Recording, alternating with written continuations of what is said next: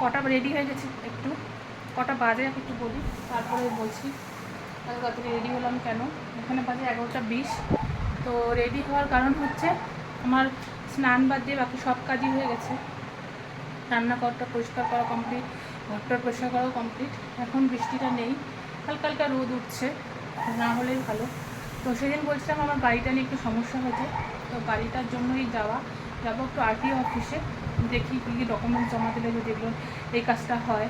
তো শুনছি হবে, জানি না, ওই জন্যই ফটাফট কাজ টাজ করে দিয়েছি। একদম ফ্যানের তলায় দাঁড়াচ্ছি, ওই জন্য হয়তো আওয়াজটা অত ভালো করে শোনা নাও যেতে পারে, কিন্তু প্রচণ্ড গরম, প্রচণ্ড। তো যাই হোক, রেডি হয়ে গেছি। এখন গাড়ি তো নিতে পারবো না, দেখি র্যাপিডো বুক করে র্যাপিডো করে যাবো। যদি বৃষ্টি হতো তাহলে র্যাপিডো করতাম, বা টোটো করেই যেতাম, যেহেতু বৃষ্টি নেই সেই জন্য র্যাপিডোই করে নেব। তার আগে একটা জেরক্স করা বাকি আছে, তো সেগুলো করে নিই। তো নমস্কার সবাইকে, ব্লগ এক্সপ্রেস চ্যানেল আপনাদের সবাইকে স্বাগত জানাই।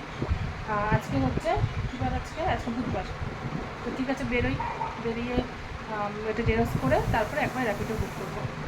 আর এই যে বেরিয়ে গেছি আমি, র্যাপিডো আর বুক করলাম না, বৃষ্টিটা হালকা হালকা কমই আছে। ভাবলাম মোড়ের থেকে টোটো পেয়েই যাব বিশ্বদ্বীপ অবধি। আবার বিশ্বদ্বীপ থেকে কোটমোড়, আরটি অফিসটা কোটমোড়েই আছে, একদম মোড়টার মধ্যেই।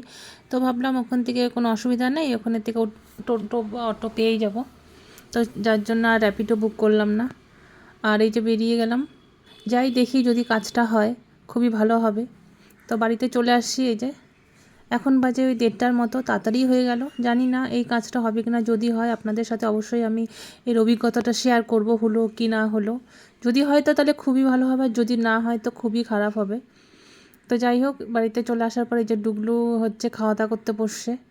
তো আর এখানে হচ্ছে আমি কিছু জিনিসপত্র নিয়ে আসলাম, তো ওটা পরে দেখাচ্ছি আমি অবশ্যই। মার্কেট থেকে তো অনেকক্ষণ আগেই চলে আসছি, স্নান টানও হয়ে গেছে আমাদের।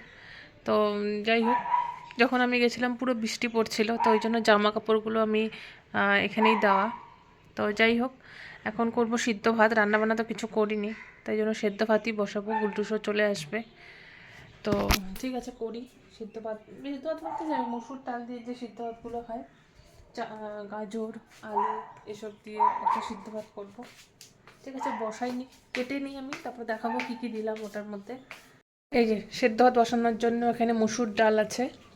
এই যে মসুর ডাল আর চাল আমি একদম ধুইয়ে রাখছি, একদম জল টল দিয়ে রেডি। আর এখানে হচ্ছে দিব, এই যে গাজর দিব, আলু পেঁয়াজ আর হচ্ছে কাঁচা লঙ্কা। তো এটা ঢেলে দিই আস্তে আস্তে।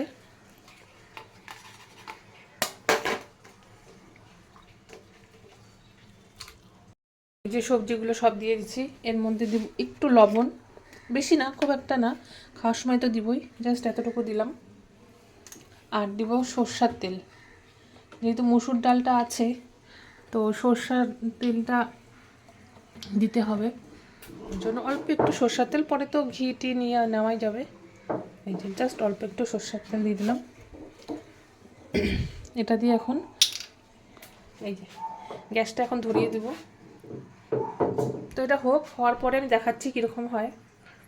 এই যে এটা গ্যাসটা ধরিয়ে দিয়েছি, একটু পরে উতাল আসলে পরে গ্যাসটা আমি কমিয়ে দেবো। আর এদিকে আমি মামলেট খাওয়া বলে পেঁয়াজ তাকে গোলমরিচ হলুদ লবণ দিয়ে একটু মেখে রাখলাম, ভালো লাগে।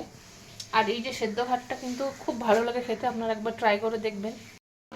এই যে সিদ্ধ ভাত, আমি একটু ঘি নিলাম, ঘি না বাটা নিলাম, ওকে গুলটুসকে হচ্ছে ঘি দিলাম, তো আমি একটু বাটা নিলাম। এদিকে কাঁচা লঙ্কা লবণ, এদিকে গুলটুসের মামলেট আর পেঁয়াজ ছাড়া, আর এটা হচ্ছে আমার মামলেট পেঁয়াজ দিয়ে। আর এই যে গুলটুস অলরেডি বসে পড়ছে খেতে, স্কুল থেকে এসে স্নান টান করে। তো খাওয়া দাওয়া করে নিই, খুব খিদা পেয়ে গেছে। গুলটুগুলো তোমার? হ্যাঁ, কার জন্য আনাই যেগুলো? বাবা ব্যস্ত, বিজি, ওর জন্যই মনে আনা একটু সব, বাপরে বাপ। আর নড়াতেই পারছে না, দেখ না, নড়াতেই পারছে না,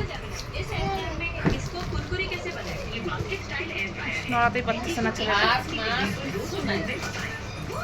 ওটা খাই শেষ করে দাও,